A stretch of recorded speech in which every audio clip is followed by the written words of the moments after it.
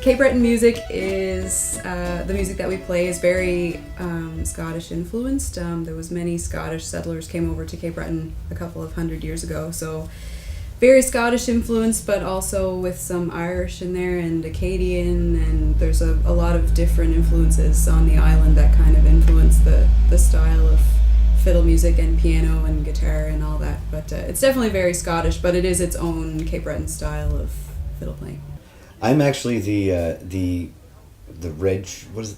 black sheep or the black sheep. I'm the black sheep of the band. I'm a mainlander from the mainland section of Nova Scotia, so I'm not a Cape Bretoner. And what I think is cool about this band is that I get to bring. I did Irish style music for so long. So if you look at the instruments on stage, there's one guy. Like there's one guy in the end that looks a little odd. In a Cape Breton band, I've got tenor banjo and bouzouki and mandolin and penny whistles and things like that. And so I sort of bring a little bit of the Irish flair to a Cape Breton setup. That's already. I mean, it would be fine without me, actually. I'm just lucky that they let me stick around.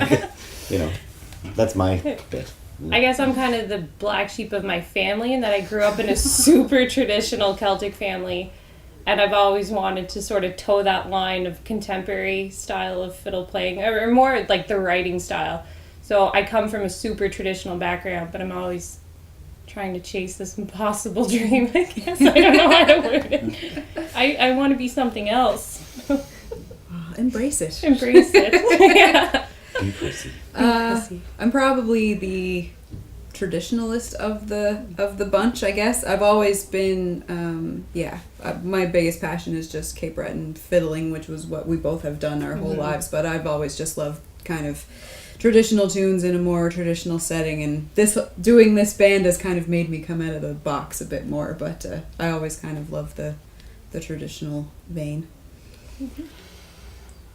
I think the piano itself is not traditional.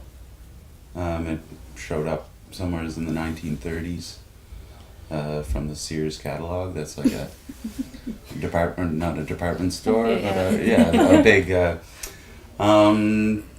So I don't know what to say about piano playing, because it's just there's nothing keeping you within a tradition. And I have a little bit of experience with some jazz, but I'm not a good jazz player. I've heard him play jazz. He's a liar. He is a good jazz player. He's a wicked jazz player. No, I I know. Have we reached 8 years? Since we went on our first tour together, 8 years, I think. But the band, we've been an official band for 6 years, I think. We had a backward start. We were put together to promote a festival at home, and then we had so much fun, we became a band officially 2 years later. So now we're married. When we first started, there was 5 of us, but there's only been 4 of us for over 3 years now. And basically we had to name the band really quickly because we weren't really supposed to be a band. We were just touring to promote a festival.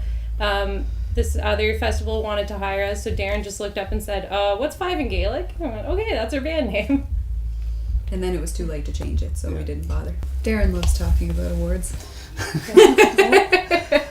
We have been lucky to get some nominations and win some awards at home and throughout Canada. I don't know if you could say any one is more important than the other. I guess, I mean, for me, I've been playing for a long time. We all have, in different configurations. And the East Coast Music Association at home is there's 4 different provinces involved, 5 different regions involved.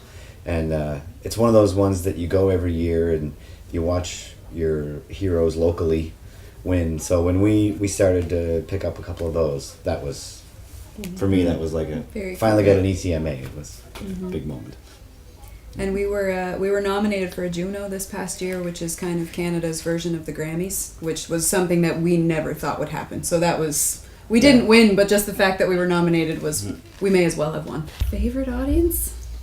Danish audiences. Yeah. Now, so far, it seems that way. Great, Yeah. They're audiences that, I don't know, like to kind of, clap and stomp and get really into the music, because the stuff that we play is pretty, we hope it's pretty lively anyway, and the more that they can kind of participate, usually the better. And Danish audiences are just so, we were saying, they're just so happy. Yeah. all the time. There's always people looking at you when you're on a stage. You always see faces. But so far in Denmark for this festival, all we've seen is these happy, smiling faces. And they're smiling and they're clapping and they're just beaming, and you're on stage going like, wow, I guess this is why we do what we do. Because this is pretty cool to see so many people so happy.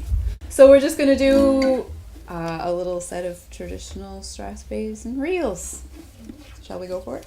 We normally have piano, but for the sake of the tiny coach, we're going to go with fiddles and bouzouki. I can just do the